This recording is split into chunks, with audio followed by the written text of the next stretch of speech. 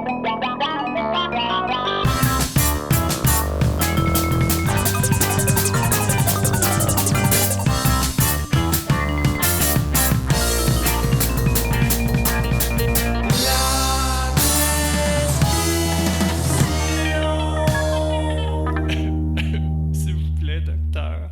le bonjour et bienvenue à la prescription avec Dr. Fred Lambert. J'espère que vous allez bien. Aujourd'hui, une invitée spéciale. En fait, ça fait tellement longtemps qu'on essaie de s'attraper, d'avoir un moment pour se jaser un peu. Et finalement, ça marche. C'est avec Caroline Dawson. On habite le même quartier. On habite à environ, je pense que nos maisons sont à une distance presque exacte de 85 mètres. Et vous allez voir, c'est rare que j'ai un podcast que je dis ça, mais on a vraiment une aisance de jasette parce qu'on se connaît bien. Puis on y va aussi dans des insides un peu de nos vies personnelles.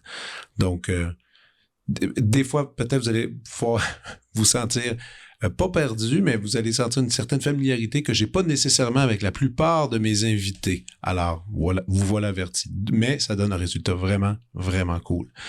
Alors, laissez-moi vous la présenter.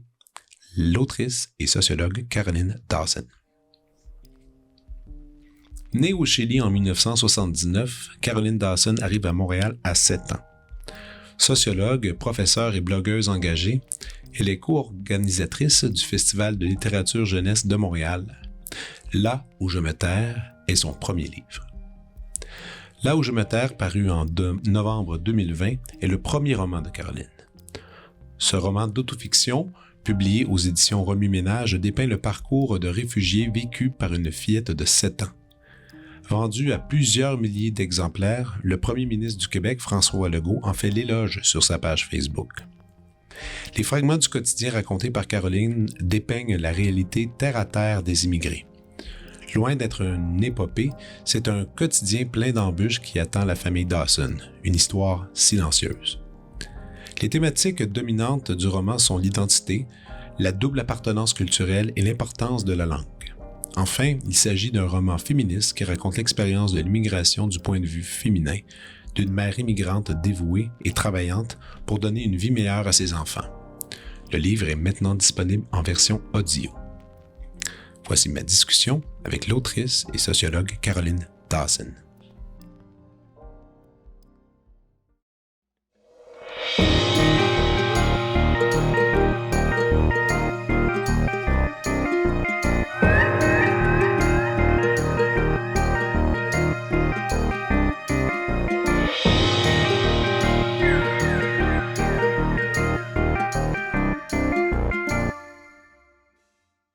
Ça fait en plus un petit bout qu'on essayait de se donner rendez-vous.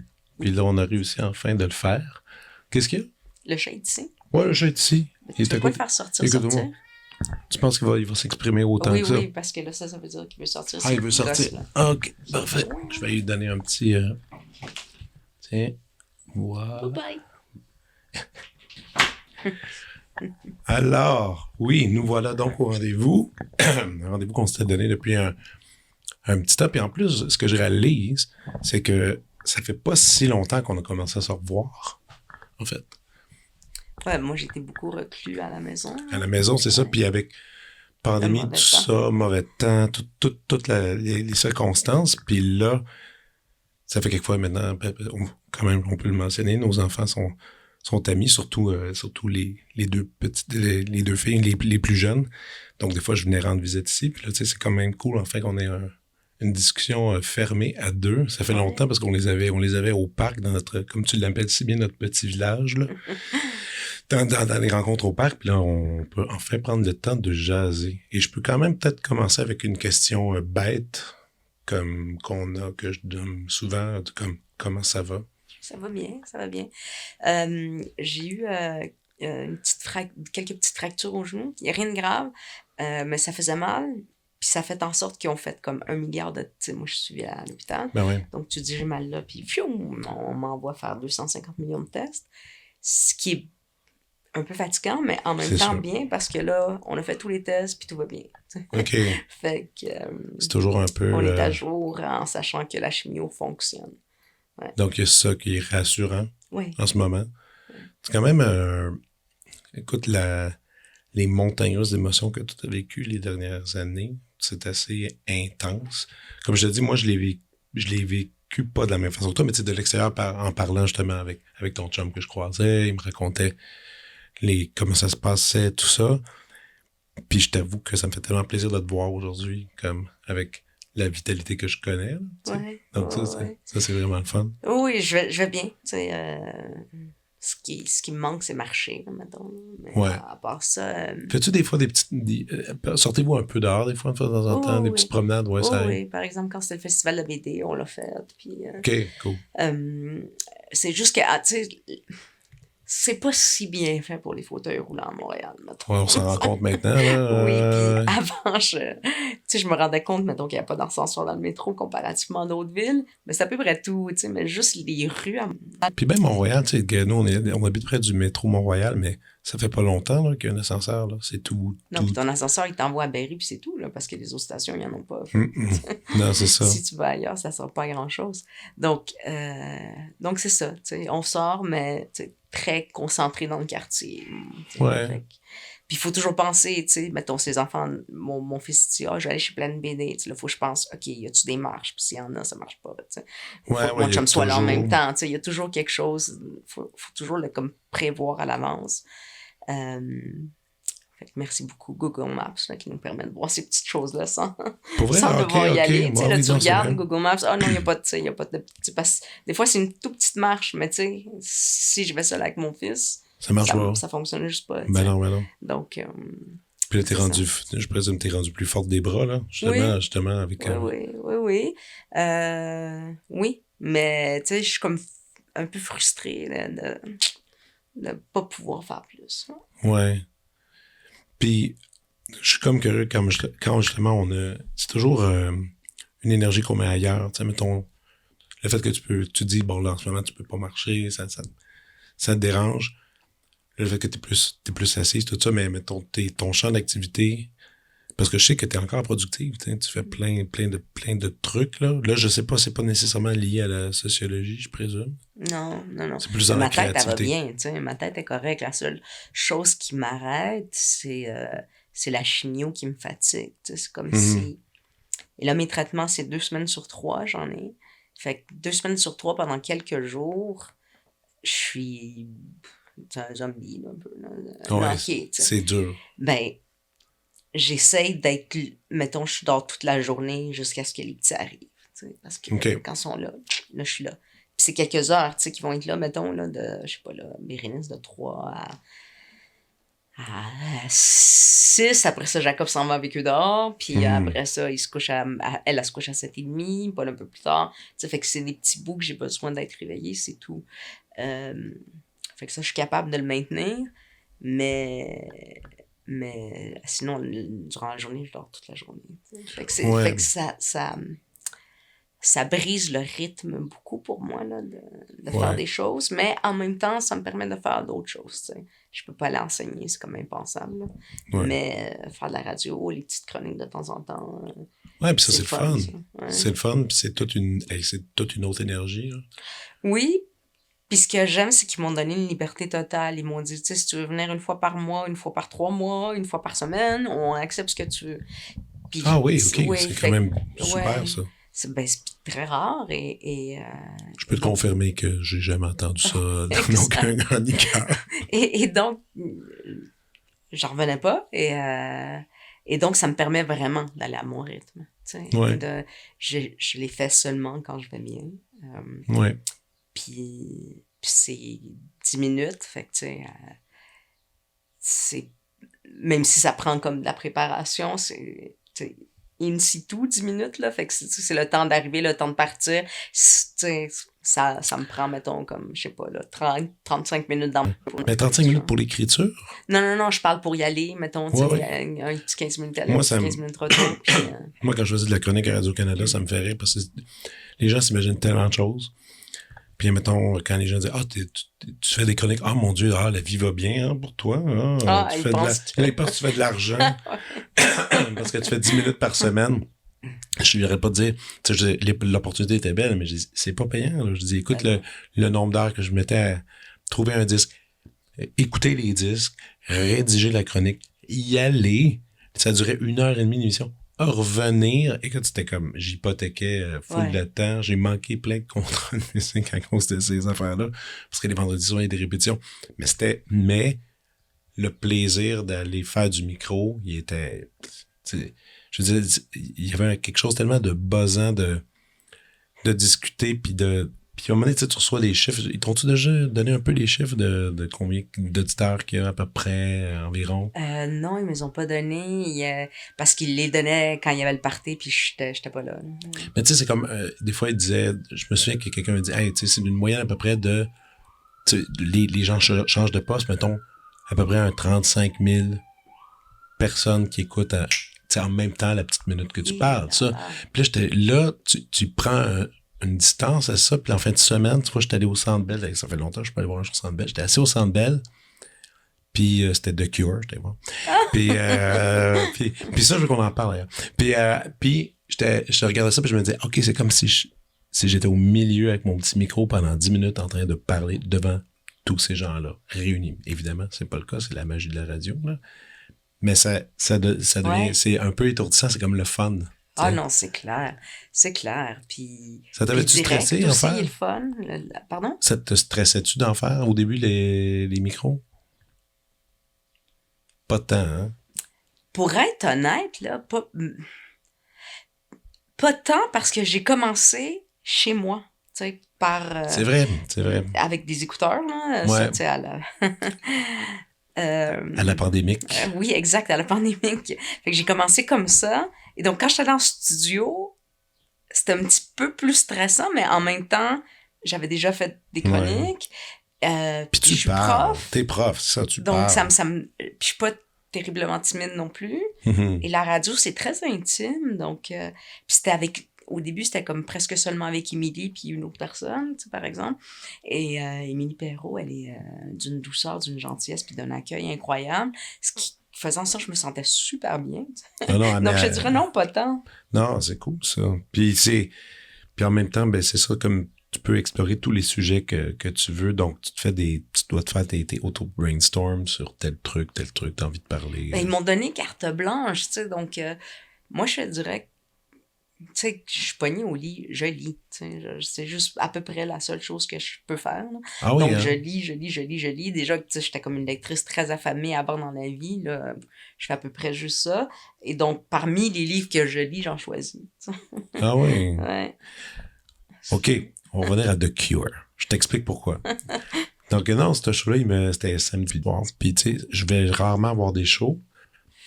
Puis là, j'ai été comme frappé avec la nostalgie. Tu sais, je me suis mis à réfléchir à ça parce que c'était vraiment une drôle d'affaire. Le show, il a duré 2h45. The Cure, les gars, ils ont 65 ans. Ils viennent, ils ont 40 ans de métier. Et là, ils ont encore ils écrivent encore des nouvelles tunes, des nouvelles chansons, des nouveaux trucs.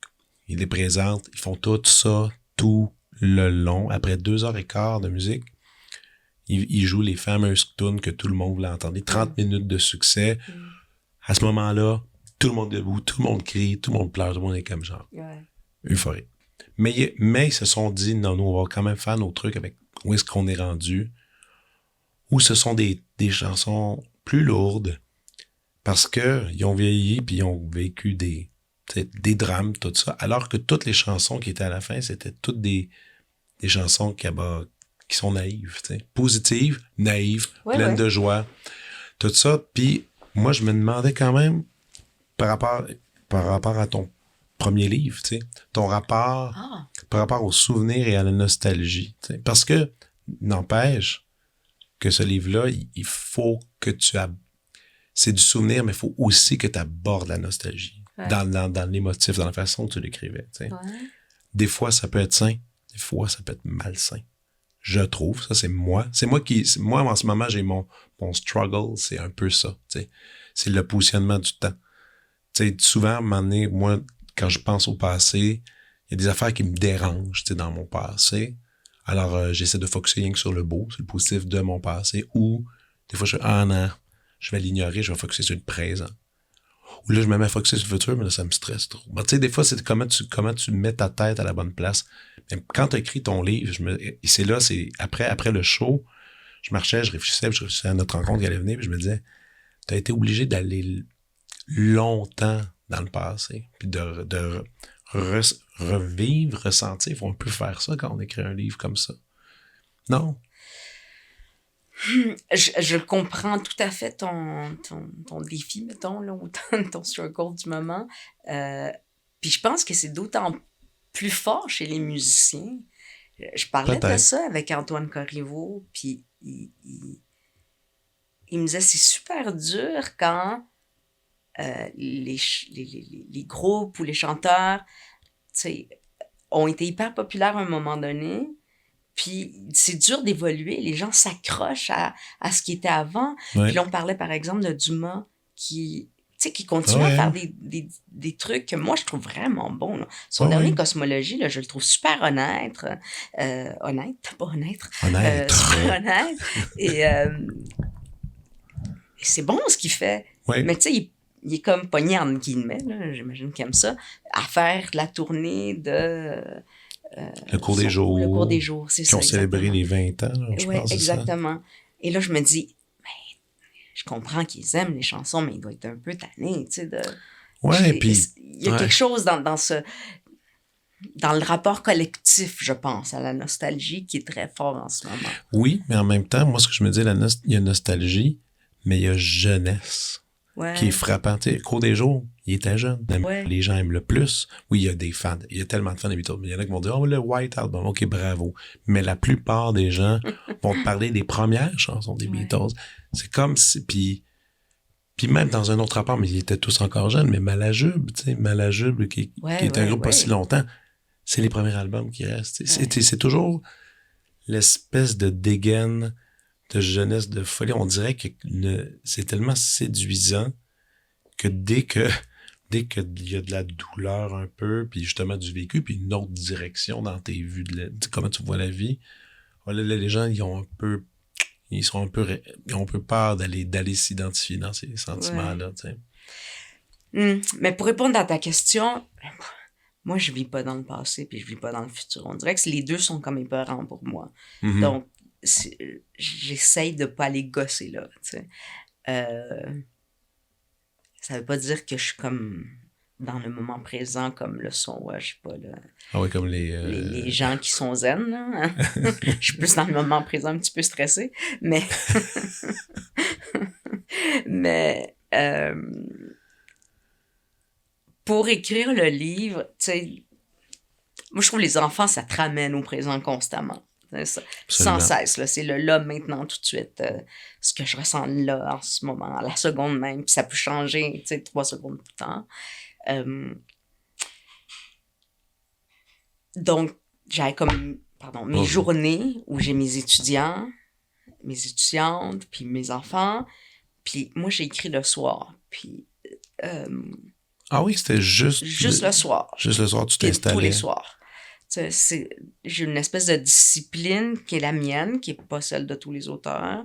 Mais moi, c'était la mienne. Puis celle qui fonctionnait avec moi, c'était tous les soirs, je revenais à mon écriture une fois que les enfants étaient couchés. OK. Puis, le calme. Il fallait vraiment... Oui, le silence total, là, presque. Là. Mm-hmm. Et... puis Jacob, il était comme pas loin, là, dans son petit fauteuil jaune, tu sais, derrière moi. Moi, j'étais à mon bureau. Des fois, il m'interrompait, mais pas trop. Puis c'était tous les soirs. J'écrivais. Puis, ou je réécrivais. Puis quand tu dis tous les soirs, tu te mettais un temps, genre j'écris 1 heure, 2 heures. Non. Je m'assoyais. Une fois que tout était fait, là, tu sais, ou à peu près. Ouais. Parce que, tu sais, il y a toujours des affaires à faire. Il faut que tu te mettes une limite à un moment donné. Sinon, tu ramasses la marde jusqu'à la fin des temps. Mais tu sais, une fois que la vaisselle est faite, puis, tu sais, bon, la maison est comme. Le basic. Correct, là. Je m'assoyais, puis là, je me mettais à écrire jusqu'à ce que j'ai fini ce que j'avais à faire. OK. Fait que des fois, c'était comme 1 heure, ou 2 heures, ou 3 heures. Puis des fois, Jacob allait se coucher, puis moi, je continuais. Tu avais tes objectifs, mais je dis ça parce que je pense toujours à Paul Auster. Il disait, lui, il allait, tous les matins, il va à son bureau, qui est lourd pour écrire, puis il dit, lui, il faut qu'il sorte avec 3 pages et demie, 5 pages, mettons, par jour. Lui, c'était ça, son truc. Puis il dit souvent, j'en jette plein.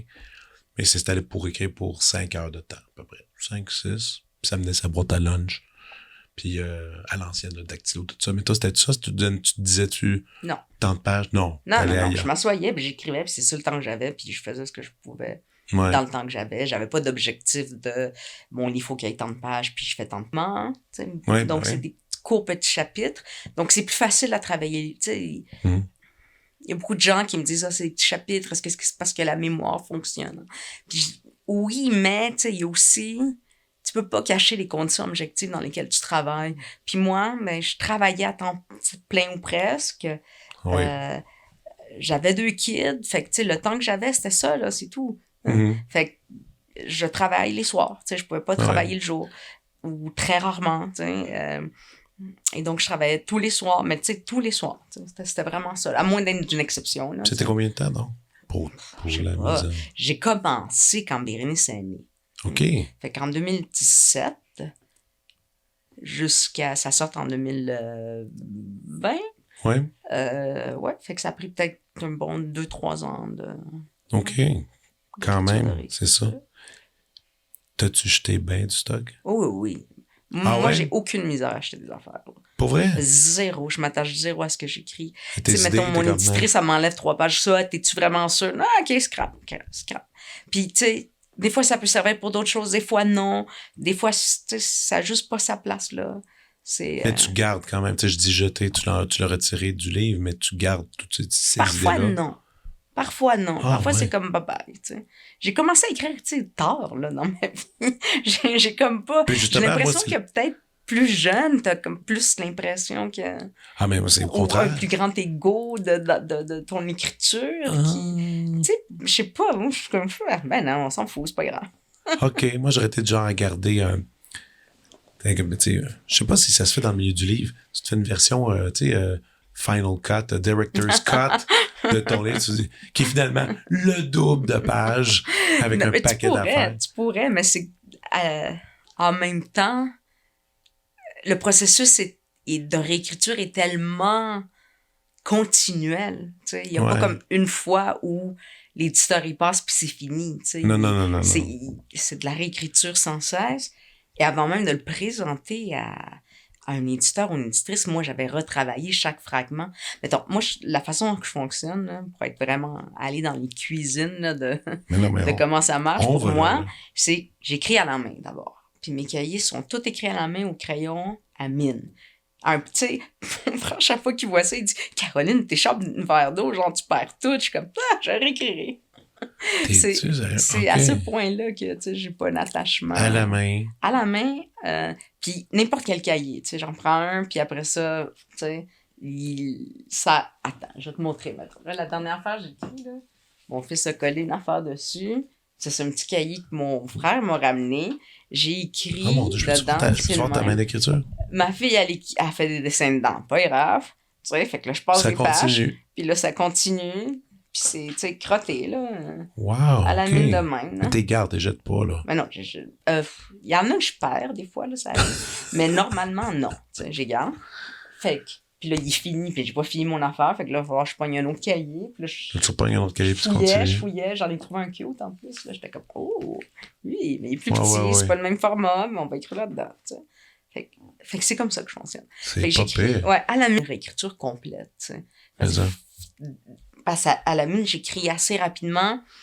Des fois, il y a un mot, mettons, que là, c'est pas ce mot-là exactement, mais là, j'ai pas le temps de gosser 2 heures. Fait que là, genre, j'ai des codes, là. Je souligne en dessous du mot comme en zigzag. Ça veut dire, va chercher un autre mot.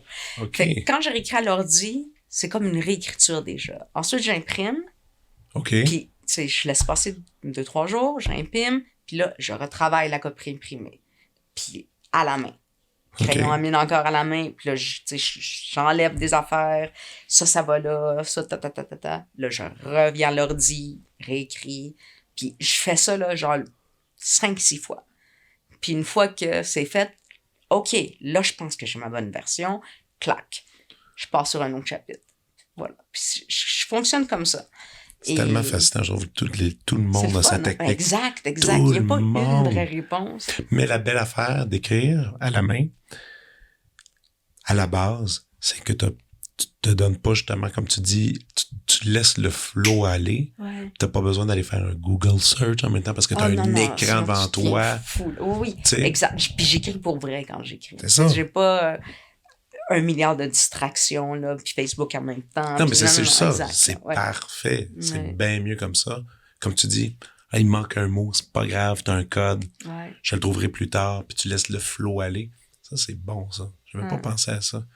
Parce que moi, c'est zéro dans mes projets de faire un livre, mais quand même, j'aime ça voir comment les gens travaillent. Fonctionne, oui, c'est le fun, hein. Puis c'est drôle quand t'es jeune. En tout cas, moi, quand j'étais jeune, c'est peut-être juste moi qui étais débile, là, mais j'ai l'impression que quand on est plus jeune, on a l'impression qu'il y a comme une méthode, tu sais, puis voici comment les écrivains écrivent. Ouais. Puis voici la bonne méthode, alors que la bonne méthode, c'est la tienne, finalement, tu sais. La dactylo, tu fais pas une dactylo.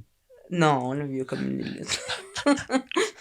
Non, j'ai jamais écrit sur une dactylo. Il y en a qui le font encore. Il y en a qui le font encore aujourd'hui. J'imagine que c'est le plaisir de... Ouais. Je pense que c'est sensoriel, honnêtement, là. Parce qu'en termes efficacité, ça n'est pas tant. Là. Non. C'est lourd, tu sais, aussi. Mais ça, c'est jouer du piano. Ouais. Tu sais, je pense qu'il y a quelque chose de... Je pense qu'il y a quelque chose de ultra musical là-dedans. Ouais. Mais ça, ce processus-là que tu viens de nommer, c'est cool comme pour le roman. Pour le livre de poésie, c'est encore la même chose. Mais, tu sais, moi, je m'imagine écrire des poèmes. Tu sais, je l'ai fait, l'exercice à l'école. C'était la pire chose. C'est la pire chose qu'on fait me demander. Puis d'autres jeunes aussi. Puis je voyais, je parlais avec les gens, je dis comment vous faites pour écrire justement un peu de la poésie? C'est un petit cue, c'est juste une phrase, c'est juste un thème. En tout cas, pour moi, ça a été beaucoup ça. Des fois, c'est des phrases qui me viennent que je vais essayer que j'écris, puis faut que je la déplie, tu sais. Il y a quelque chose dans cette phrase-là qui continue. Il y a comme une idée qui est là, puis qui doit continuer. Donc, je l'écris dans un autre cahier. Ouais. Puis là, je vais essayer plus tard de la déplier, tu sais, puis trouver... des fois, ça peut partir d'un mot, d'une idée, et... ouais, je comprends. Puis une fois que t'as tout ça, ben là, OK, on va essayer de faire de la poésie avec ça. Tu sais, ouais, OK. Qu'est-ce que t'as... Ben, c'est beaucoup plus difficile. OK. Vraiment, ça. J'ai commencé à écrire la poésie en même temps que Là où je me terre. Okay. Ça a été publié là, tu sais. Puis ça a été du retravail. Je me demandais, tu sais, bon... Servir du thé. Oh non, c'est bon, non, mais tu m'as sonné comme si je faisais pipi. Mais non. C'est du versage de thé en ce moment qui se passe. Le livre, le roman, c'était dédié à Bérénice. Ouais. Et l'autre à Paul. Ouais. Maintenant que tu vois leur personnalité se développer, trouves-tu que c'est encore approprié que ces œuvres-là sont dédiées à chacun d'eux? Ah oui. Dans le style, dans la forme, dans tout ça? Oui. Paul est un garçon qui est d'une douceur. Tu sais, il parle un peu, mettons, comme quand t'es arrivé, je sais pas si t'as remarqué, t'as commencé à parler, puis là, moi, j'ai commencé à parler, à m'adapter à la façon dont tu parles, donc à parler un peu plus bas, plus doux, parce que toi, tu parles comme ça, donc ça force chez les autres une douceur aussi. Paul, il est comme ça. Tu sais, souvent, il me parle, puis je t'entends pas, il parle plus fort, puis tu sais, il est là, maman, hein? Il parle comme ça, tout doux, tu sais. Okay. Puis je trouve que... Oui, c'est un enfant qui est vraiment doux, puis tu peux pas dire, je dirais pas que mon enfant est poétique, là, c'est pas ça, là, mais vraiment pas. Mais rêveur un peu? Très rêveur, extrêmement rêveur. Il est toujours dans la lune. Bérénice, c'est plus genre explique-moi les choses. Oui, j'ai remarqué. Elle est quelque chose. Là. Explique-moi les choses, là, comment, pourquoi, je comprends pas, maman. Il y a des choses qui font pas sens pour elle. Puis, oui. Non, je pense que oui. Oui, puis c'est vrai que ce roman-là va expliquer bien des choses le jour qu'elle le lira. D'ailleurs, tantôt, j'ai eu une drôle de réflexion sur le livre.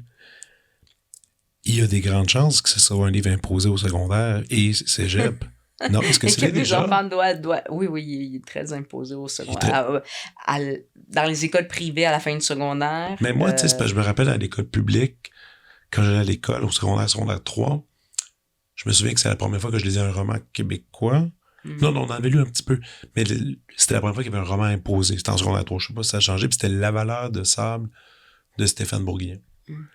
Puis, tu sais, là, j'étais comme, Puis tout le monde, là, on était tous obligés de se connecter sur la même idée. Puis je trouvais ça tellement le fun. Puis après, on continue à nous en donner d'autres livres. Mais le tien, il va sûrement... Il y a de fortes chances que Bérénice va être obligée de le lire en secondaire 3 puis de faire une analyse. Tu penses? Là, il y a beaucoup cégep dans le cours de littérature québécoise. C'est sûr, mais c'est sûr. Je pense que justement, il est peut-être plus niveau cégep. Mais tu sais, comment les choses avancent puis comment les gens évoluent, comprennent les choses plus vite, là, les jeunes en ce moment, c'est ça. Ouais. Là, tu penses qu'il va être imposé à moi, ça de voir le livre, peut-être. Ils vont. Moi, je pense que ça va arriver. C'est ma mère. Puis, ce qui va être pas pire, c'est que les profs, eux, ils vont avoir une take pas pire. Ben, c'est sûr. Ben, en théorie, ils ne sauront pas par le nom de famille. Non, exact. Puis, tu sais, au secondaire, les parents sont moins impliqués. C'est pas comme à l'école. Ils vont avoir, puis même au cégep, le nom de famille, ils sont pas obligés, puis ils peuvent avoir toute une analyse qui va être bien intéressante sur le sujet. Ben, franchement, tu peux le faire de même. Courons pas. Ils vont couler le cours là-dessus. Je sais qu'il y avait une question à l'épreuve uniforme de français.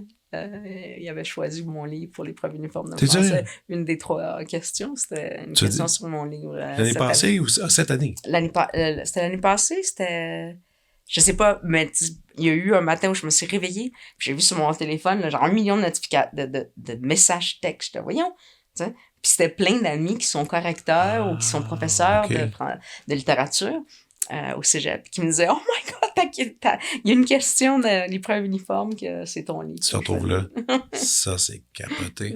Ça m'a vraiment fait comme « Oh, aïe aïe! » Tous les gens du cégep niveau collégial de cette année-là, ils ont eu un extrait de mon livre, puis ils pouvaient choisir ça pour l'année. Ça m'a comme pogné en dedans. Là. Beaucoup plus que être nominé pour des prix, mettons. Là. Non, puis c'est surtout que c'est parce que c'est où est-ce que le livre est situé.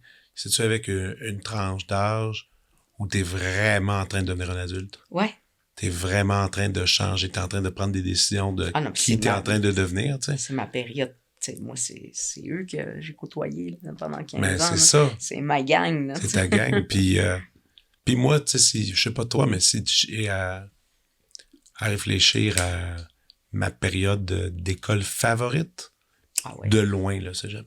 Loin. Oui, c'est clair. Là, le secondaire, c'est une horreur pour la plupart des gens normaux. Puis puis le primaire, moi, c'était horrible. Horrible. Moi, je suis à Brossard. C'est correct. Là. Mais juste oui, c'est ça. Fait que t'arrives au cégep et t'es comme, oh, enfin. Enfin, des profs qui sont vraiment dedans. Qui sont dedans, t'es respecté, des longs cours, un peu plus de focus, la réflexion. Moi, je savais pas si je t'avais dit parce que moi, j'ai fait un double deck musique et sciences humaines. Premier cours de cégep que j'ai eu de ma vie, c'est un cours de socio. Ah, c'est vrai? Premier cours. Bon, là, on rentre. C'était où? À Joliette. À Joliette. Puis là, le prof, s'appelait Nathalie, est arrivé, puis premier exercice, elle donne des feuilles, puis elle dit, on va écouter une chanson. Puis elle met Richard Desjardins, Quand ma tête un bon gars. Elle finit ça. Elle fait, qu'est-ce que ça décrit, ça? C'est qui, ça? Est-ce que ça décrit nous? Est-ce que ça décrit vous? Puis là, elle nous a parti là-dessus. T'sais. C'était première affaire. Puis j'ai fait, OK, ça va être malade. Ouais. Puis là, après, on avait comme toutes les lectures, on avait beaucoup de lectures, tout ça. Puis moi, j'avais songé à C'était mon plan B, c'est musique. Ben, en fait, plan C. Pas mes choix. Je faisais, je vais essayer musique, voir ce qui se passe. Mais c'était très proche avec musicothérapie.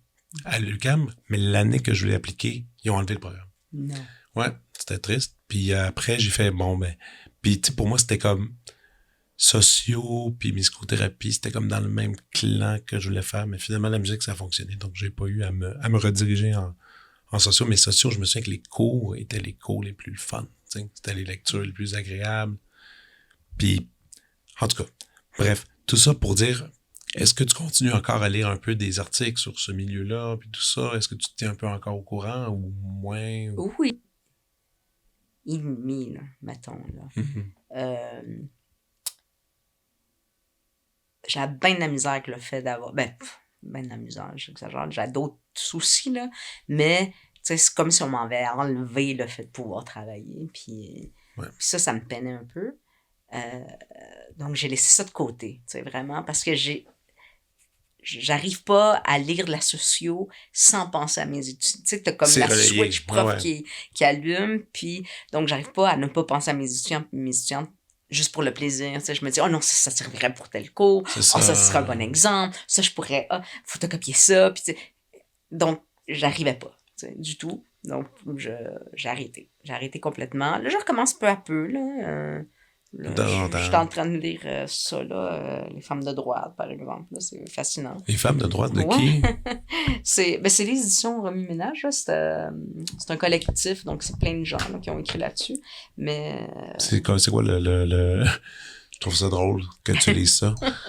C'est juste un regard ou un regard sur, justement... Ah, OK, militante féministe. Okay, mais c'est des articles. Des articles, ça. Ouais. OK. Scientifiques, là, la plupart d'entre eux. Donc, c'est pas... les femmes de droite sont de même, là, mais... Avec une belle image d'une femme qui vient de faire un gâteau au chocolat. C'est une image forte. Donc, ça, c'est un peu plus... C'est fait ça. Que là, j'ai recommencé peu à peu à lire des affaires, plus de sciences humaines ou qui sont intéressantes. Puis que je lis pour moi, parce que moi, je trouve ça intéressant. Par plaisir. Plutôt que de tourner ma Switch profonde. Ça, c'est... Ouais. Parce que tu peux pas juste lire des fictions non plus, là. Tu lis toutes sortes d'ouvrages. Oui, je lis... Oui, j'ai toujours lu plein d'affaires. Les essais, je dois t'avouer que j'haïs ça. Ah ouais? C'est pas ton truc? Hey, là, je viens de dire une grosse affaire, j'haïs ça. C'est exagéré, là. Mais... Ça t'accroche moins. Mais c'est plus que... moi, dans ma tête, à moi, puis c'est nono de penser comme ça, mais il y a soit tu fais de la science, soit tu écris de la fiction, tu sais. Puis là, quelque chose qui est entre les deux, là. C'est comme bizarre. C'est comme, tu m'écris tes réflexions, pourquoi, là? On va prendre un café, c'est tout. J'ai de la misère à trouver ça si pertinent que ça. Justement, tout à l'heure, on parlait de prétention. Trouves-tu que ça va un peu avec ça? Parce que quand même, c'est de penser que tes opinions sont assez... Ouais, mais écrire n'importe quel livre, c'est ça. Tu trouves?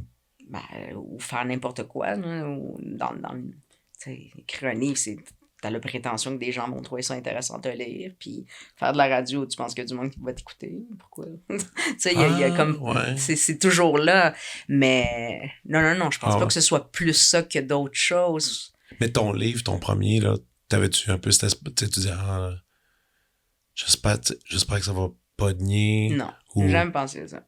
Moi, ce que j'espérais, c'est que je me disais, j'espère que ça va rejoindre son public, tu sais. J'avais très peur. J'avais la crainte que les immigrants, les enfants d'immigrants le lisent pas, tu sais, qui arrivent pas, qui trouvent pas son chemin vers eux et elles, tu sais. OK. Qui se rendent pas là. Qui se rendent juste, genre, tu sais, dans les mains de tu sais, comme nous.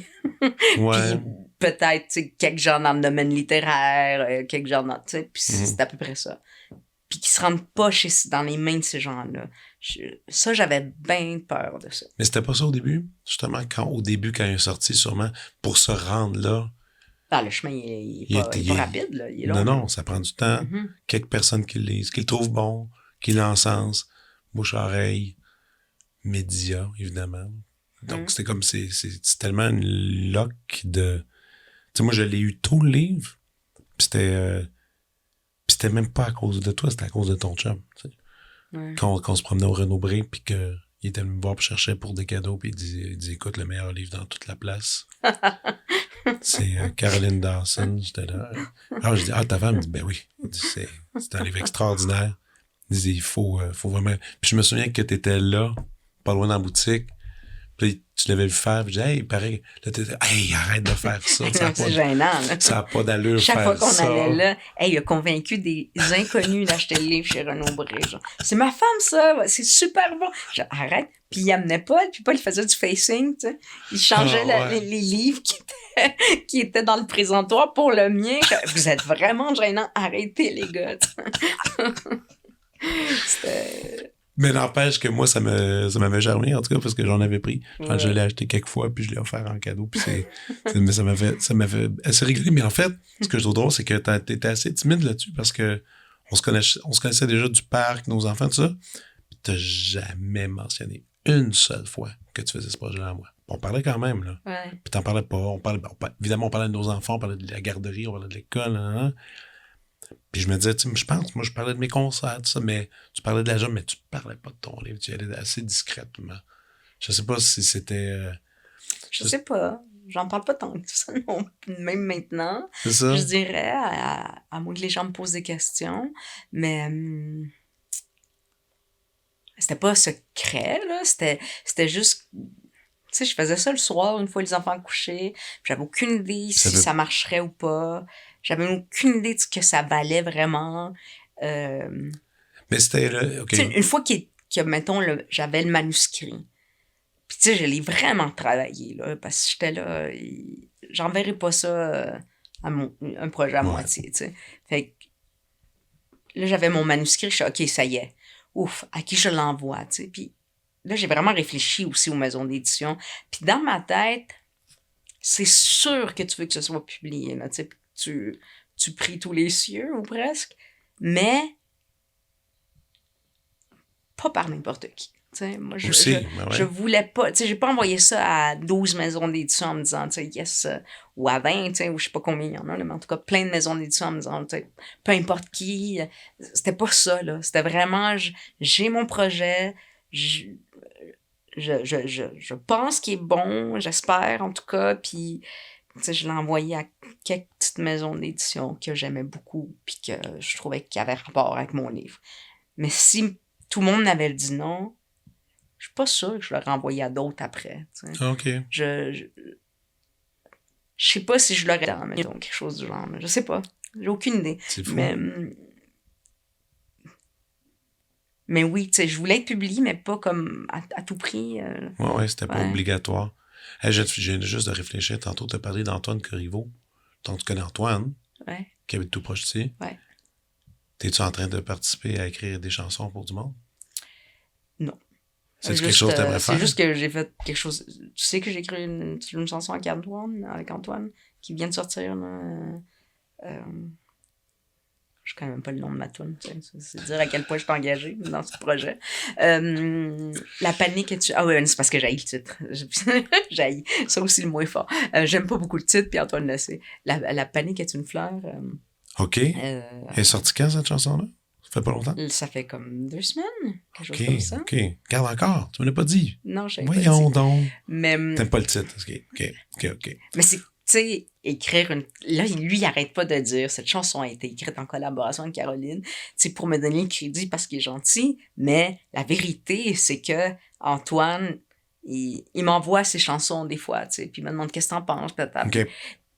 Puis des fois, je donne des commentaires un peu plus grands. Moi, je viens de la rentrer là, dans mon téléphone. Un peu plus, tu sais, élaboré que d'autres. Puis quand il écrivait cette chanson-là, il était pris dans un nœud, je dirais, c'est tout. Okay. Puis il m'a dit, aide-moi à démêler ça. Puis fait que je l'ai aidé. Puis là, on a trouvé quelques rimes qui marchaient puis qui avaient rapport avec ce qu'il pensait. Et c'est ça. Et tu sais, donc, là, je l'ai aidé à écrire sa chanson. Je dirais comme ça. Donc... T'as-tu aimé ça, faire ça? T'as-tu aimé ça, faire ça? Mais c'était par texto, tu sais. On a fait ça comme à la... Mais réfléchir en chanson, tu sais, c'est comme... j'ai trouvé ça super dur. C'est tellement horrible. Je sais pas comment ils font. Difficile. Tu sais, moi, j'ai pas le rythme, là. Oui, on avait déjà parlé de ça. Oui, là, que je trouve ça super dur. Là, tu sais, on dirait qu'il fallait que je compte des temps dans ma tête, là, pour... Mais bref, finalement, ça marchait. Puis il dit, fais-toi pas, moi, je m'arrange avec ça. Tu sais, toi, dis-moi quel mot tu veux, tu sais. OK. C'est ça qu'on a fait. Puis ça, tu sais, moi, je l'aime vraiment beaucoup, la chanson, maintenant. Quand je suis allée il y avait une émission pour Dis-moi ce que tu lis, avec Karine Lefebvre, puis elles avaient choisi Elkana Talbi, puis Elkana m'avait nommée, donc moi, je suis allée à la radio lui parler un petit peu, et quand j'arrive, je me mets les écouteurs, puis il y avait cette chanson-là qui jouait. Puis là, je suis là, elle est bonne. Oh, c'est ma toune! J'ai comme réalisé. Tu sais, ça m'a pris un petit 2-3 secondes avant de réaliser que c'était celle. Tu sais, parce que moi, je n'ai rien à voir avec la musique, tu sais, donc... Mais ton rapport avec la musique est intéressant, parce qu'on avait eu une longue discussion là-dessus, je me rappelle encore, dans laquelle t'es comme, tu sais, s'il n'y a pas de musique, c'est pas vraiment grave. C'est terrible, hein? Dire ça à un musicien de métier. Non, puis après, ça m'avait quand même amené, Tu sais, moi, c'est comme, il y a des affaires comme, tu sais, moi, le hockey, il n'y en est pas question, tu sais. Des affaires de même. Je peux dire des phrases de même. Tu sais, moi, le hockey, je veux rien savoir. Mais tu sais que la musique, non, mais le hockey, c'est comme un sport. Ouais, c'est mais comme si au tu Québec... te disais, oui, j'entends, mais c'est comme je te dis, là, toi, c'est comme si tu disais, le sport, dans le fond, mais je devrais abolir ça. mais j'avoue que, mettons, je suis ici, avec toi dans ta chambre, puis tu sais, je regarde, puis OK, il n'y a pas de radio. Il n'y a pas... Ah, il y a une petite radio ici, mais une petite radio pour la radio. Pour le réveil matin ou la radio. OK. Mais, tu sais qu'on peut en parler, mais tu sais, ta fille va commencer à faire du violon, là. Oui. Avec moi, ça va être intense. Mais c'est à cause de moi. Puis elle a du beat. Mais ça, c'est ça que je comprends pas. Parce qu'en plus, toi, t'es comme, OK, allons-y, on va faire de la musique. Moi, j'ai dit à mes enfants, les deux, j'ai dit, moi, j'ai jamais eu la chance d'apprendre la musique. Et de ce fait, je suis une analphabète totale dans ce domaine-là. Et je veux pas que vous soyez comme privé de quelque chose, parce que moi, je l'ai été. Je leur ai pas dit ça dans ces mots-là. Mais, donc, je leur ai dit à chacun d'entre eux, je veux que vous choisissiez n'importe quoi en musique, puis que vous commenciez jeune, puis voir si vous aimez ça. N'importe quoi. N'importe quel instrument. Puis si vous aimez pas ça, on va tourner vers un autre. Mais je veux que quand vous êtes petit, vous exploriez un petit peu ça. Ben oui. Puis Paul, il est arrivé, puis il a dit n'importe lequel. Je dis oui. Il dit OK, je veux faire de la batterie. Je dis sacrément. OK. Mais il en fait-tu un peu? Il en a fait. Ben, il aime ça pour vrai. Ben c'est oui. juste que lui, l'été, il veut arrêter parce que ses cours sont l'après-midi, puis il dit moi, je joue avec mes amis. Fait qu'il en fait pas l'été, mais il en fait tout l'automne puis l'hiver, chaque année. Cool. C'est bon, ça. Puis paraît-il qu'il est vraiment bon. Selon son prof, là, il dit non, il est vraiment bon. Puis il est comme fâché qu'il n'a pas les arrêtes à chaque fois. En tout cas, moi, je te dis que ta fille au violon, c'est un beau naturel. On verra. Dans la posture. Dans la posture pour l'instant. On est loin. Puis Bérénice, elle a choisi la chorale l'année dernière. Puis là, maintenant, elle a eu ça pour mourir. Puis elle veut faire du violon. Puis elle stické violon. Puis j'étais sûre. Puis là, moi, j'arrête pas de dire piano. Non, violon, guitare, violon. Je suis OK, violon. Ben oui, puis ça va être le fun. Ça va être un beau défi. C'est ça. Fait que ça va être le violon. Mais c'est ça. Mais ça vient, je te dirais 100% de moi, parce que Jacob, il dit son petit pour commencer. Je veux qu'il apprenne petit. Puis pour vrai, je me suis obstinée avec lui. Il dit, moi, j'ai pas appris ça avant d'avoir comme 15 ans, la guitare. Je dis, OK, mais tu sais, j'aimerais ça qu'il... Plus ils sont jeunes, plus la langue de la musique va leur être un peu naturelle. Tu sais. Ben, quand même, aussi comme tes enfants qui parlent suédois, là, tu sais. Ils l'ont appris super jeune. Ouais. Moi, j'ai appris à lire la musique avant de lire des mots. Ben, c'est sûr que c'est plus facile de lire une partition que de lire un livre. Là, tu sais. Bon, c'est comme... C'est une langue. C'est carrément une langue, puis c'est une langue le fun. Tu sais, qui va les suivre tout le temps. Là, tu sais. La musique, la mélodie, le rythme, tout ça, ça va faire partie d'eux autres. Ça, c'est quand même le fun. Si tu veux bien, oui. Moi, j'irais dans la prescription parce que je suis vraiment curieux de savoir qu'est-ce que tu en proposes. Ça a été vraiment dur pour être. Je trouve que c'est comme une torture que tu fais à chaque invité. Ça devrait s'appeler la torture, ton émission. Ah oui, la torture. Je suis sûr qu'il n'y a aucun invité qui dit « Ah, mon Dieu, quel bonheur d'avoir fait ça. » Il y en a de fait. Voyons donc. Oui, il y en a. C'est super difficile. J'ai eu la semaine passée Joëlle Desjardins-Paquette, une réalisatrice d'un film qui s'appelle Rodéo, que d'ailleurs, je pense que tu aimerais beaucoup. Puis, elle est arrivée, quand c'était une liste, je pense qu'elle avait 20 suggestions. Elle dit, j'ai un peu triché. Ben, exact, tu sais. Mais j'en ai d'autres, par contre, là. Exact. Mais là, toi, tu dis 3. Mais j'ai dit, regarde, 3 à 5 ou plus. De toute ta vie. 3 à 5 ou plus, là. Tu peux vraiment y aller comment tu te sens là-dessus, là. Non, mais moi, je suis bon élève. Tu me dis 3, je suis 3, là. T'es allé à 3? Ben, je suis allé 3-ish. 3-ish. Parfait. Je t'écoute. La première chose que j'ai choisie, c'est... Là, il n'y a aucune musique dans mes choix, comme tu peux t'en douter. Je m'en doute. La première fois que j'ai choisi, c'est un livre. Un livre d'un auteur qui s'appelle Didier Ribon. OK. Qui s'appelle Retour à Reims, la ville, là, Reims, en France. Oui. OK. Didier Ribon, c'est un sociologue qui a écrit ce bouquin-là, qui est un essai, en fait, je me rends compte. Ou c'est quelque chose du genre.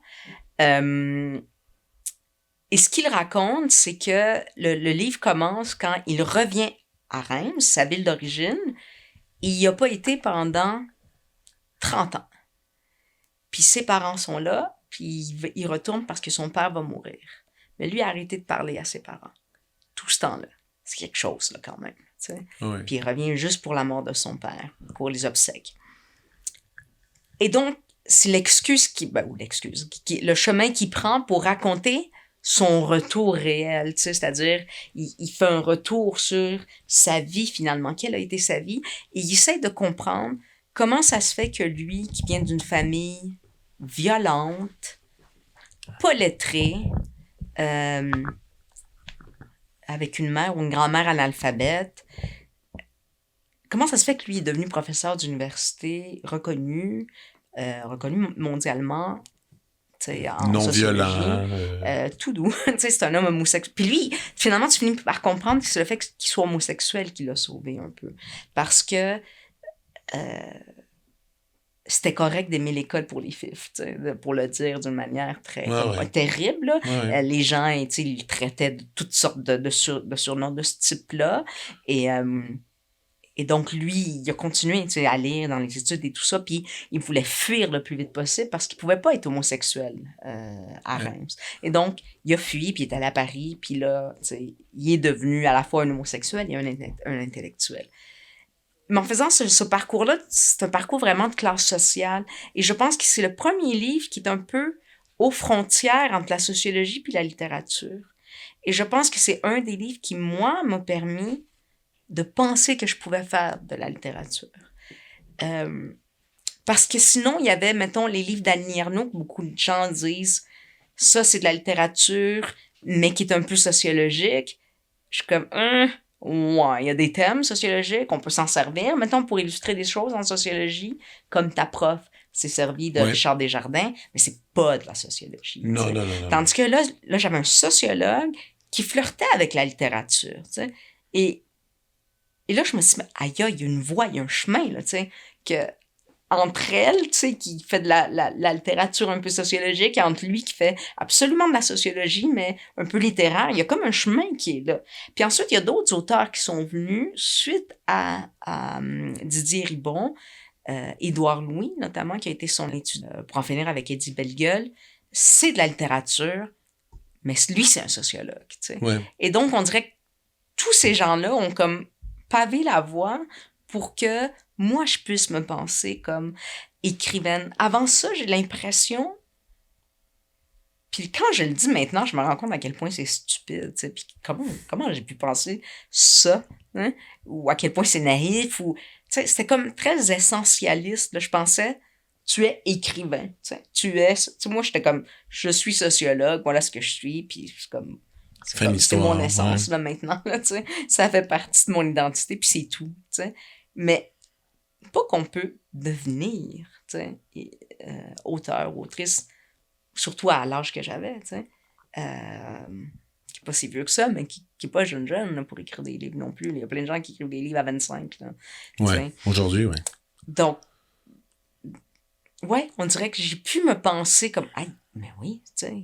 Je peux, j'ai le droit, t'sais. Mais je trouve ça aussi intéressant, mais ça, c'est publié il y a un bout, là, quand même, là, ce livre-là, non? Oui, c'est magnifique. Et ce livre-là, c'est le livre que j'ai choisi le plus. Moi, mes étudiants et mes étudiantes, pendant des années, jusqu'à ce que j'arrête, là, le premier cours de sociologie, je le finissais avec un moment que j'appelais la messe.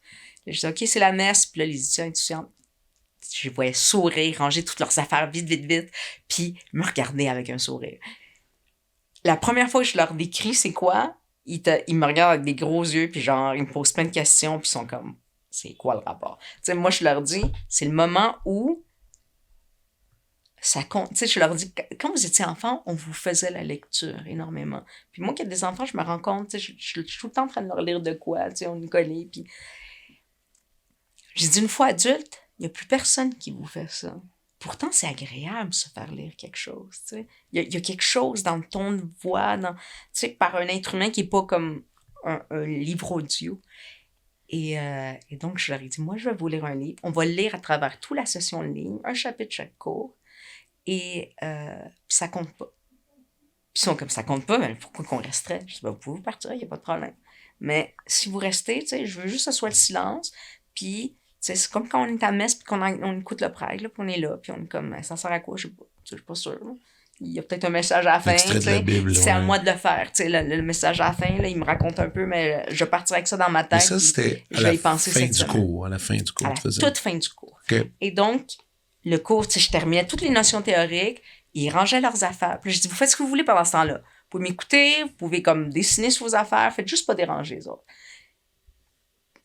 Je te dirais que il y a une fois qu'un étudiant est parti, autrement, il restait tout et toutes là. Il y en a qui se couchaient sur leur bureau, il y en a qui m'écoutaient, il y en a qui prenaient des notes, mais je pense que c'était comme un de leurs moments préférés. Ah, probablement. Parce que ça servait à rien, mais en même temps, il y a plein de notions sociologiques dans le livre qui allaient leur trotter dans la tête, qui allaient leur servir. C'était comme si je leur donnais un petit peu un langage sociologique à chaque fin de cours. Puis dans le fait que ça servait à rien, entre guillemets, là, comme eux ils disent, hein, quand ça compte pas, c'était pas stressant, pas prendre ce que je veux puis y penser après si je veux pas. Puis c'était un moment très intime aussi, Probablement, oui. Fait que je faisais ça. Je leur dis, puis c'est le livre que j'ai choisi le plus souvent, celui-là. Et je pense que c'est celui qui aimait le plus aussi. J'ai choisi d'autres livres. Quand je me tannais, là, je choisissais un autre livre, puis après ça, je suis revenue à lui la plupart du temps. Parce que... C'est drôle aussi que tu parlais des... Parce que c'est un personnage, c'est une fiction ou c'est sa vie? C'est sa vie. Ouais. Qui est sur un être qui change socialement, qui change de classe, qui change... Ouais. Il y a quand même ça aussi dans ton histoire. T'sais. Oui. Mais oui. Puis c'est quand même quelque chose qui... C'est un thème fort. C'est un thème qui... je trouve ça intéressant, le thème, parce qu'évidemment, c'est pas un thème qu'on entend tant que ça ici, en général, en littérature. Peut-être je me trompe, ou peut-être il y en a-tu tant que ça, des livres qui abordent comme ça? Le changement de classe sociale. Mais tu sais, il y a à part des essais, là, tu sais. Je pense que, tu sais, en littérature, au Québec, là, tu veux dire. Ouais. J'en connais pas tant. Il y a beaucoup de livres, mettons, où il y a de la confrontation de classe. Tu sais, mettons, je pense à Bonheur d'occasion, là, tu sais. Oui. Qui est un peu livre où elle, tu sais, qui vient d'une classe inférieure, qui tombe amoureuse d'un gars d'une classe supérieure. Bon. Ça, il y a beaucoup ça, mais de changement de classe, je sais pas. Je parle de changer. Tu sais, après, on pourrait dire la quête d'un personnage qui veut devenir plus gros que nature. Puis là, tu sais, on pourrait dire que ça aussi, c'est ça, des classes sociales. Là, mettons, dans un paquet de films américains. La plupart, c'est ça. Indirectement, sans le nommer, là, tu sais. Mais dans le réel, comme ça, vite comme ça, j'ai de la misère à le trouver au Québec. D'ailleurs, j'ai une question là-dessus. La quête du changement de classe sociale, trouves-tu que c'est une quête que tout le monde devrait avoir? C'est bizarre. Devrait? Ou qui devrait avoir? Ben non. Mais quand tu es de classe inférieure? Quand tu es de classe inférieure, est-ce que tu devrais l'avoir? Est-ce que ça devrait être une ligne de conduite absolue? Je comprends pas ta question. OK. Admettons que tu es dans un... Parce que, tu sais, mettons, quelque chose qui drive, quelque chose qui donne un élan à ta vie pour te motiver à travailler et essayer de t'améliorer. Indéniablement, si tu décides, ben, je fais partie... Je viens de cette famille, de ce quartier-là, tout ça, j'ai envie d'un peu plus. C'est quand même quelque chose qui est assez répandu que ben des jeunes, mettons, vont vouloir obtenir, soit qu'ils vont s'inspirer par des auteurs, des autrices, des acteurs, des films, peu importe. Est-ce que c'est un chemin qui inconsciemment devient un peu obligatoire de penser comme ça? C'est que ça dépend comment tu vois la classe sociale, parce que ça peut être économique, mais ça peut être culturel, social. Culturel aussi, oui. Puis là, c'est comme une grande question. Là, tu me demandes est-ce que les gens devraient culturellement vouloir plus tout le temps? Mais parce qu'en ce moment, je trouve que c'est quand même quelque chose qui est super répandu. Tu sais, mettons, même quand tu ouvres, mettons, des Instagram, TikTok. Ouais. Mais je parle inconsciemment, encore une fois. Là, tu sais, c'est voici tout ce que j'ai.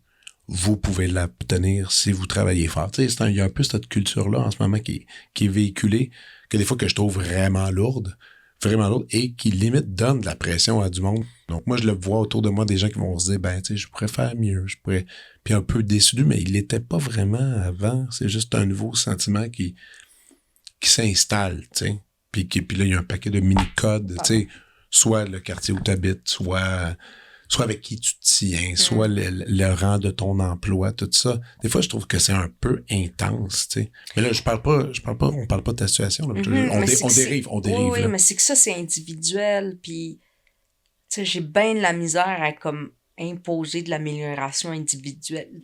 Tu sais, ça devient c'est comme... d'un à un, oui. Quand tu vas avoir le plus de gens, mettons, qui vont changer de classe sociale ensemble, c'est quand il y a des changements dans les structures. Tu sais, mettons, quand au Québec, on a mis les universités gratuites, le réseau de l'UQAM, tu sais, là, tout d'un coup, t'as plein de gens qui ont accès aux études supérieures. Là, ça bougeait, là. Et là, t'as eu des gens qui, tu sais, je veux dire, au Québec, t'as pas besoin d'aller loin en arrière pour trouver du monde qui sont analphabètes, tu sais, qui travaillaient dans des shops, tu sais, qui avaient jamais besoin de les réécrire, tu sais. Souvent, c'est genre, mon grand-père ou mon arrière-grand-père, tu sais. T'as pas besoin de retourner, tu sais, genre au Moyen-Âge là, pour trouver des gens qui étaient... c'est sans nommer les analphabètes fonctionnels qui sont encore, qui sont là, tu sais. Ou des gens, tu sais, vraiment démunis, etc. Tu sais, le Québec, il a connu, tu sais, durant la Révolution tranquille, des changements dans la structure, puis dans la culture qui ont fait en sorte que, boum, tu sais, une grosse portion des Québécois et des Québécoises, ben, ont eu accès aux études supérieures, ont eu accès à la culture, tu sais, et donc ils ont changé de classe sociale. Hein? Ouais. Et là, ça devient intéressant. Mais comme quête individuelle de moi, je veux, moi, m'améliorer parce que moi, je pense que ça, c'est comme, ouais, ça... Mais ça pèse quand même, tu sais, moi. C'est intéressant, mais oui, ça pèse. Moi, je le vois sur mes étudiants. C'est dans la culture, là, tu sais, le progrès, puis l'amélioration de soi-même, et oui. Puis là, tu sais, tu nommais, je trouve ça intéressant, tu disais, tu sais, quand les universités sont devenues accessibles, quand il y a eu la culture. Mais c'était des gros gestes. Mais des gros gestes, en ce moment, il y en a plus. Au contraire, les gros gestes, en fait, c'est de destruction de ces choses-là. C'est ça, privatisation. Ouais, puis c'est en train... C'est ça, ça va carrément dans le sens contraire. Puis c'est justement, je pense qu'après, tout le monde y va un pour un, tu sais, pour faire son bout de chemin, puis tasse-toi, puis je vais être capable d'aller me rendre, puis c'est fou, en tout cas. Sans être négatif, passons à la deuxième suggestion. Donc, la deuxième suggestion, tu sais, j'essayais comme de lier ça à ma vie, tu sais, au grand moment de ma vie, mettons. Fait que ça, c'est bon, un livre. L'autre, c'est tous les films de Roy Anderson. Tu vois, là, je triche, tu sais. Là, je prends comme un oui.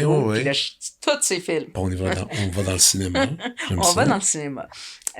Donc, Roy Anderson, qui est un cinéaste suédois, que j'adorais avant de rencontrer Jacob. C'est ça, j'allais dire. Est-ce que c'était avant? Oui, c'était bien avant, même que Jacob avait pas vu la plupart de ses films. Mais Jacob, il n'est pas très film. Non, puis qu'une fois qu'on avait vu un de ses films, je disais, mais il faut absolument que tu vois ce film-là. On est à Stockholm, on le regarde, il s'endort pendant le film. Je suis comme, hey, là. De nuit, mais je m'étais fâchée sous le coup. Non, mais autant que Jacob, il n'est pas très film, il est ultra musique. Oui. Il est ultra musique, toi, t'es moins musique, t'es ultra littérature. Je trouve ça intéressant. Puis lui, presque pas de fiction. Là. Mais presque pas. C'est presque que des essais à l'américaine. Ouais, je sais. Ouais. Donc, le cinéma.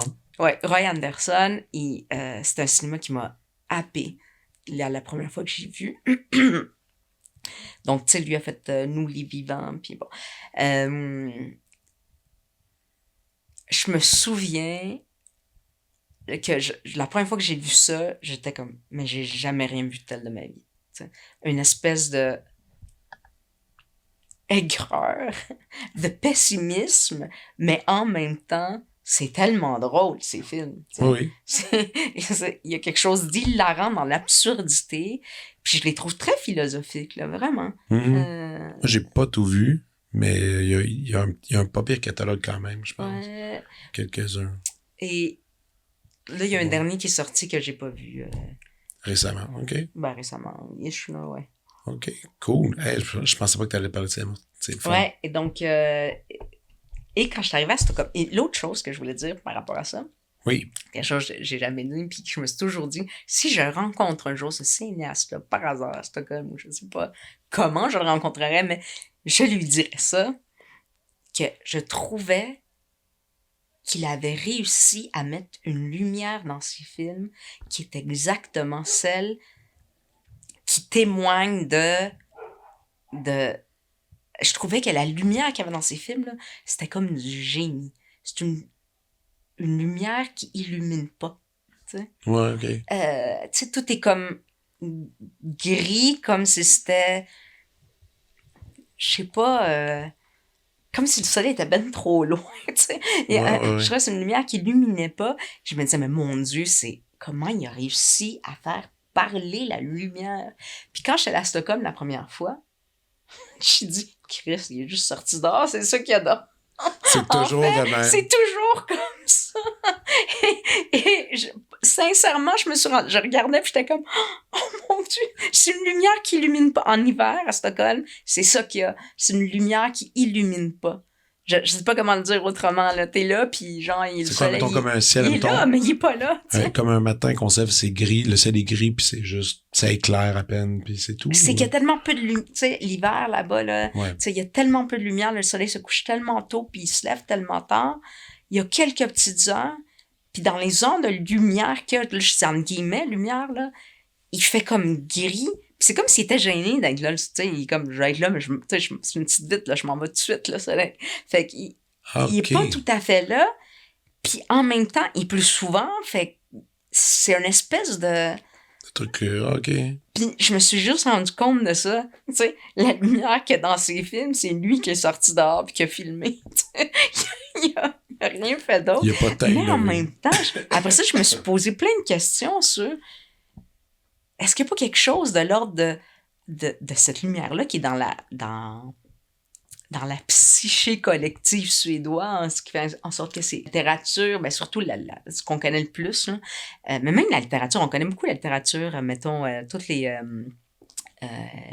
romans noirs suédois, tu sais, qui sont très connus, là.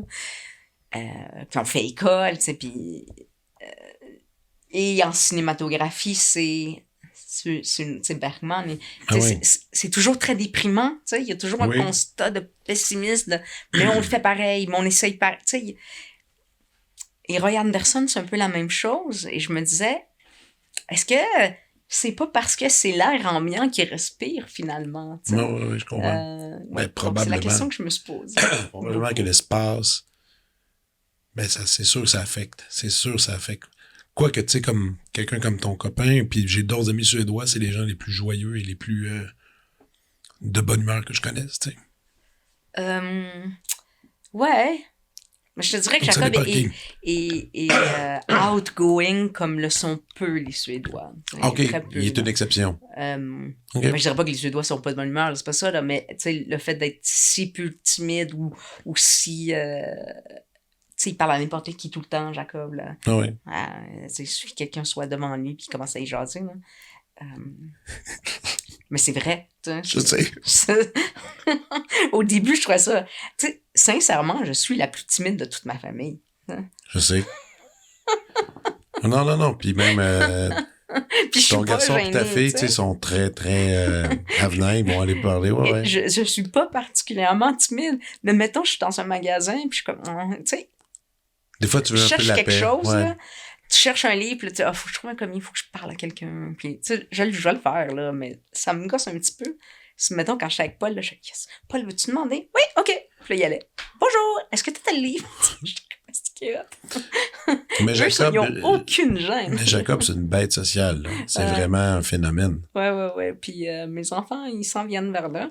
Fait que, moi qui me considérais pas du tout comme gênée, maintenant, je suis comme la plus gênée de ma famille.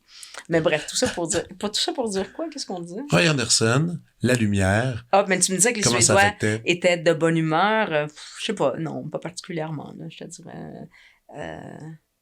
Ça dépend, tu sais, parce que c'est toujours la Suède, c'est comme dire le Canada, les Canadiens sont comme ça. Là. Je trouve qu'on est de bonne humeur quand même ici. Ouais, mais il y a Stockholm, puis il y a la Suède, je te dirais. OK, oui. À Stockholm, je me souviens que quand je parlais pas suédois, il y a un mot que j'entendais tout le temps, sans arrêt. J'allais n'importe quel café, n'importe quelle épicerie, puis quand des gens se parlaient, j'entendais toujours ce mot-là, puis j'ai demandé à mon chum, qu'est-ce que ça veut dire le mot « trot » ? Il dit, ça veut dire « fatigué ». Les gens, il y a comme une espèce de... Je sais pas s'ils sont fatigués à tel point qu'il faut qu'ils le disent toujours, ou s'il y a une espèce de valorisation de la fatigue, comme il y a chez les protestants, parce que j'ai bien travaillé, mais je l'entendais sais, quand tu parles pas la langue, t'accroches sur un, tu sais, Ouais, sur ce des mots. mot-là, j'étais là, ben voyons, tout le monde dit ça tout le temps, ça doit vouloir dire, je sais pas, comme ça va, ou, mais non, ça veut dire, puis quand j'ai comme, me dit fatigué, je suis comme, mon Dieu, je suis dans une ville de gens fatigués, tu sais. De fatigue. Ouais, mais c'est ça, mais tu sais pas si c'est une réelle fatigue ou une fatigue Ouais. performée, ouais. Ouais, c'est drôle ça, de dire conversation aussi. Comment ça va? Ah, je suis fatigué. Ah oui, qu'est-ce qui se passe? Souvent, ouais, si t'as envie de parler de toi, Oh, ben oui, c'est une clair. bonne façon. Si tu dis que ça va bien, puis tu fais, ah bon, on a fait le tour de la question. Exact. T'avais une troisième, je crois, suggestion. Ouais, puis la troisième, c'est là, faut que je sache comment prononcer son nom. Oh yeah. C'est une femme. J'ai pris en photo. C'est un livre que j'ai lu, qui s'appelle Croire aux fauves, OK. qui est là. Et, oups. Ouais, ça s'est éteint. Qui est pas là. Qui est là. OK. Mais son nom à elle, c'est Nastasia Martin. Nastasia Martin. Parfait. C'est un livre qu'une amie m'a donné, je pense. OK. Oui, qui m'a donné. Sinon, il est temps que tu y j'ai remettes. comme eu un stress, là. Il faudrait que je l'appelle puis je lui redonne. Oui, pour vrai, j'ai eu un petit stress, mais non, je me souviens qu'elle m'avait écrit dedans. Mais c'est une amie qui me l'a donné juste avant que j'aille me faire opérer. Puis, elle a le flair, cette amie-là, tu sais. Elle m'a dit, je sais pas pourquoi, mais elle dit, j'ai l'impression que la fille a la même énergie que toi, puis j'ai l'impression que ça va comme t'aider, tu sais. Puis je l'ai lu juste avant, puis ça fait ce que ça va faire, j'ai l'impression. C'est une femme, c'est une anthropologue qui raconte qu'elle a toujours été attirée, passionnée par le Grand Nord en Sibérie. Donc, tu sais, russe, en Russie. Mais, tu sais, rendu là, c'est les autochtones, l'équivalent des autochtones russes. Donc, il y a plein de groupes différents, d'ethnies différentes. Puis, bon, elle va dans un groupe auquel elle retourne tout le temps. Puis là où est allée la dernière fois, tu sais, il n'y a pas de réseau, il n'y a rien. Là, ils vivent comme de la chasse, de la pêche, un peu comme l'équivalent si elle allait voir ici des Inuits dans un village, mais sans rien. Là, en fait, même pas dans un village, il n'y a pas de maison. Ils sont nomades, donc c'est dans des espèces de petites tentes là, qui sont. C'est ça. Donc, puis ils voyagent. Puis c'est ça, puis ils ont bien de la difficulté parce que des fois, ils veulent traverser les frontières, mais il y a une frontière réelle, mais eux, ça fait partie de leur territoire. Et donc, il y a bien des complications. Mais bon, bref, elle les suit, elle connaît leur langue, elle connaît son petit groupe, ils la reconnaissent, et elle y retourne, elle a vécu avec eux.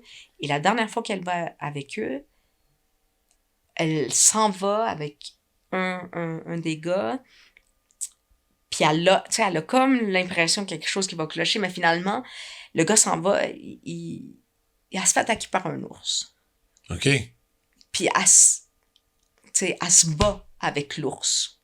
L'ours l'attaque, puis elle se bat avec l'ours. Je sais pas comment dire autrement. L'ours l'attaque, elle essaie de se défendre. Elle se défend, mais c'est plus que se défendre. Là, c'est la force vitale en toi qui embarque. Ouais. Qui embarque. Mais il reste néanmoins qu'après ça, la moitié comme de son visage a été attaquée par l'ours. Et donc, il l'amène d'abord dans un hôpital d'un petit village. Puis c'est là qu'ils font les premières réparations. Puis après ça, elle revient en France. Puis là, ça a été comme une espèce d'autre violence où elle a plein de chirurgie. Parce que là, la première, c'était... Ils ont enlevé ce que les Russes ont fait parce qu'ils trouvaient que c'était fait à la va-vite. Puis pourtant, ça allait bien. Puis ils ont refait. Puis là, ça a infecté. Fait qu'elle a dû... ça a été bien des complications. Elle me raconte toute son épopée de tout ça. Et je sais pas, tu sais, en même temps, quand je raconte ça, à chaque fois, je me dis, mais qu'est-ce qui a fait penser à moi dans tout ça? Mais pourtant, quand je l'ai lu, ça m'a tellement fait de bien. OK. Puis, je l'ai relu après. J'étais-tu à l'hôpital ou j'étais revenue? Je me souviens plus. Je l'ai relu après, en tout cas, quelques mois après la chirurgie. Et ça a eu le même effet de me redonner, on dirait, un souffle. Et finalement, je l'ai prêté à une de mes amies maintenant. Ou donné, je sais plus. Et c'est un livre qui va, je pense, demeurer avec moi longtemps. Je sais pas. Ouais, je sais pas pourquoi. On dirait que ça, oui, c'est un livre qui me redonne un souffle après tout ça. Ouais. OK. Mais c'est une solide liste, là, aujourd'hui. Fait que c'était ça mes 3 affaires. Tu sais, après ça, il y a plein d'autres choses que j'aurais pu nommer, mais je me suis dit, comme... Ouais, marquant. Ouais, 3 affaires marquantes. Marquantes, ouais. À des moments différents de ma vie, puis... Regarde, c'était pas si pire, faire ça. Oh non, c'était dur, c'était très cette si chère pire. torture, c'était très si pire. C'était très puis là, en même temps, j'ai dit, puis je suis comme, oh mon Dieu, je pense à plein d'affaires que j'aurais dû nommer. Non. Tu t'es créé ton modèle que tu as fait, ça fonctionne. Excellent. Merci beaucoup. Grand plaisir. Et on se reverra. Merci. Vous venez d'écouter La Prescription avec Dr. Fred Lambert. À l'animation, Frédéric Lambert. Réalisation, montage, recherche et bons conseils, Olivier Chamberlain. Au logo, Joël Vaudreuil. La musique, le groupe Crabe. Jérôme Minière, Philippe B., Ben Chimie, Guillaume Beaulieu et Vincent Vertefeuille. Merci d'avoir été à l'écoute et à bientôt.